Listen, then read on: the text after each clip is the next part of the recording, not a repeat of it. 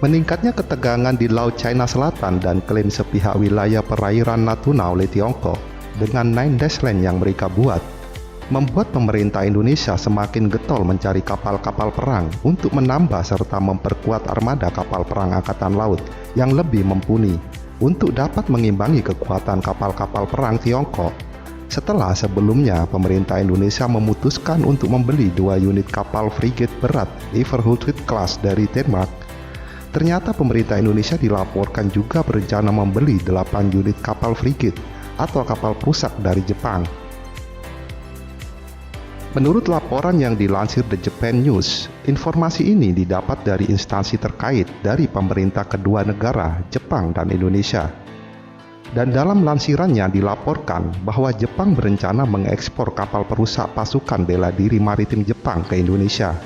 Yang sebelumnya, pemerintah Indonesia telah memberitahu ke pemerintah Jepang bahwasannya Indonesia berkeinginan mengimpor 4 kapal perang dan selanjutnya 4 kapal lagi akan dibuat di Indonesia melalui transfer teknologi. Yang diperkirakan proyek ini bernilai sekitar 300 miliar yen atau sekitar 41,7 triliun rupiah. Dan jika hal ini terwujud, ini merupakan pertama kalinya Jepang mengekspor kapal perusak dan diharapkan bisa menjadi ekspor alutsista Jepang yang terbesar. Pada akhir bulan Oktober lalu, Perdana Menteri Yoshihide Suga saat mengunjungi Indonesia dan bertemu dengan Presiden Indonesia Joko Widodo juga menyetujui untuk melanjutkan pembicaraan tentang perjanjian bilateral tentang alutsista dan transfer teknologi untuk memungkinkan Jepang mengekspor alutsista termasuk ke Indonesia.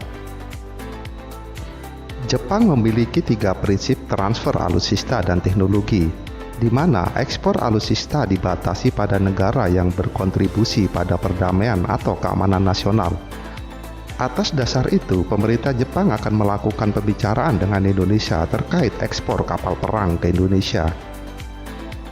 Menurut sumber tersebut, kapal perusak yang mungkin akan diekspor ke Indonesia diantaranya termasuk kapal terbaru Jepang 30 FFM yang memiliki panjang 130 meter, bobot hingga 5.500 ton, yang saat ini masih tahap produksi dan direncanakan akan mulai beroperasi pada 2022.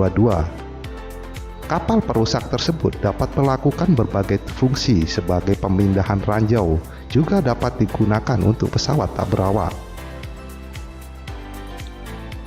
Sebelumnya juga pada akhir bulan September, para pejabat senior MSDF dengan pejabat dari Mitsubishi Heavy Industries yang merupakan produsen utama kapal perusak 30 FFM ini telah bertemu dengan para pejabat Indonesia, dan juga Menteri Pertahanan kedua negara telah menggelar pembicaraan melalui konferensi video.